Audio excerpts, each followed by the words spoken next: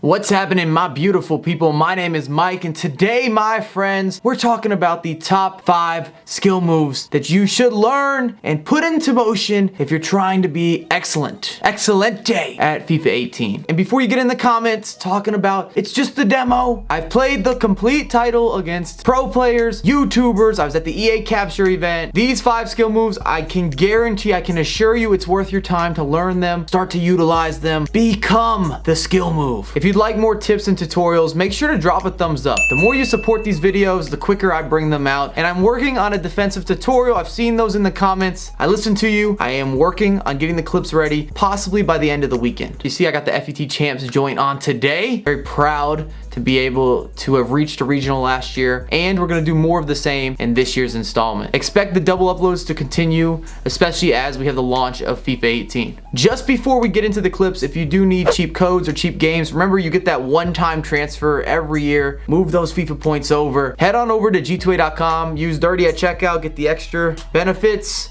The links are of course down below in the description. Skill move numero uno, and we're looking at the ball roll. As you can see, Paul Pogba just walking it around, and I will put out individual tutorials covering each one of these maneuvers if I haven't already done so to this point. But I wanted to bring out this video for some of the more advanced skillers or people that have been asking me in the comments or across my social mediums, and almost all the examples I have from matches are from the complete game. I did have a couple good grabs from the demo that I included for some of the examples, but for the most part, everything is from the full title. As you see, just a beautiful finish there. Man, makes you want to call the man Jesus, doesn't it? And the majority of the skill moves that are actually more so on the simpler side or anyone has access to, they usually have more versatility, which gives you a lot larger value points, especially when you get to that competitive level, that pro level, because you can combine them and link them up with other moves, as you're seeing in most of these examples. Skill number 2, we're looking at the reverse body feint, or even the body feint, the original, the classic. I like to link these skills together. They still have the same execution. It's more so about where you exit is going to give you either skill number 1 or skill number 2. It's almost that simple.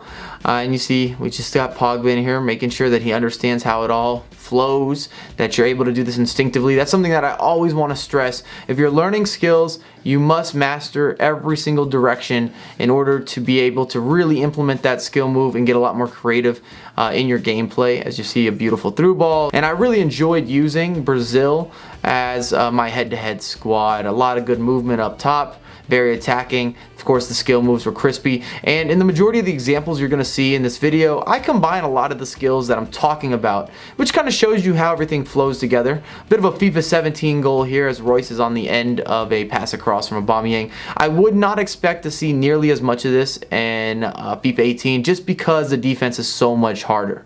Skill number 3, we have another classic with the Verbis Pin, and this skill move actually has improved in FIFA 18 from FIFA 17 because defending got a little bit more difficult. So if you have somebody on your hip, you're going to be able to blow by them. But I do want to put out a disclaimer for you guys that learn just the Verbis Pin and you abuse it in your matches and it gets very predictable and people stop it over and over again, and then you come to my videos and complain.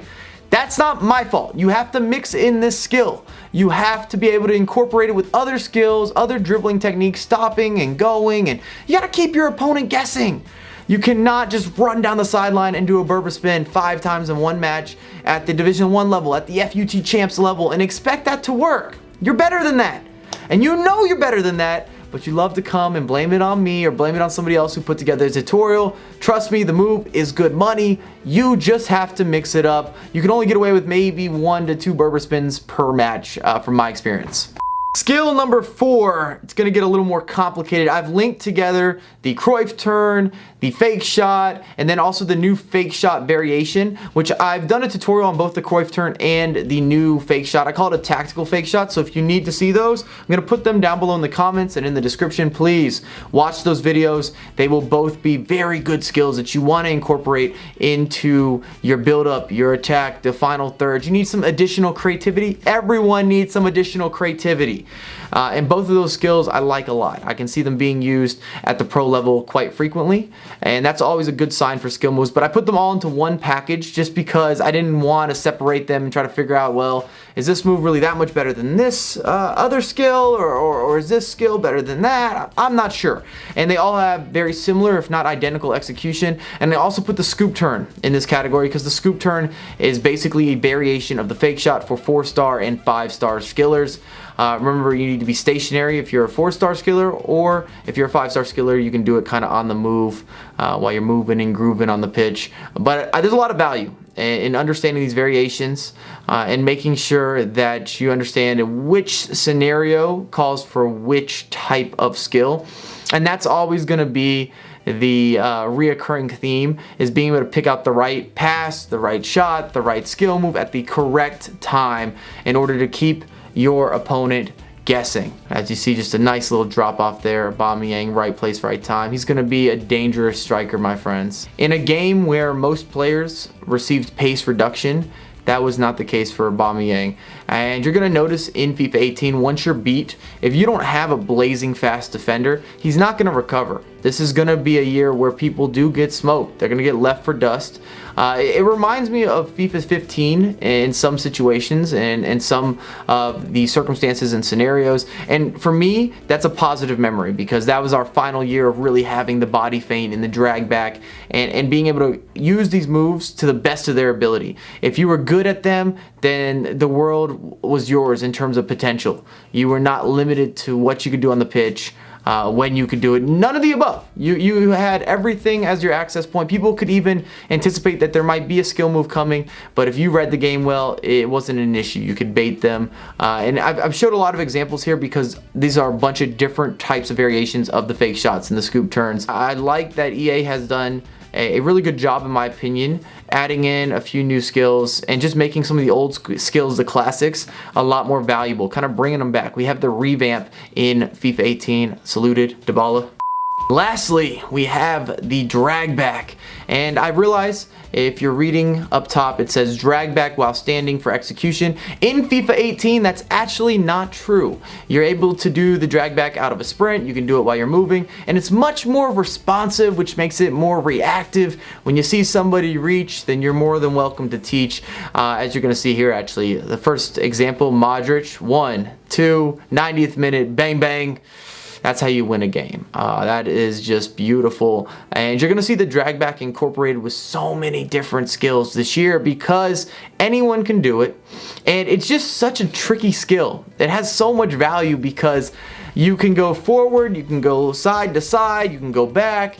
You can even do the V drag back or the more of the, I call it the hashtag TAS drag back because he made it very well known last year. He's not the first person to do it, where you don't choose an exit direction. You just pull the ball back briefly. And I'm going to do a complete tutorial covering all these variations because I just love the drag back, and I'm very happy that EA has kind of brought it back to greatness. As someone who appreciates some of the simple skills and then how to put them all together in one skill run, this is a very good look.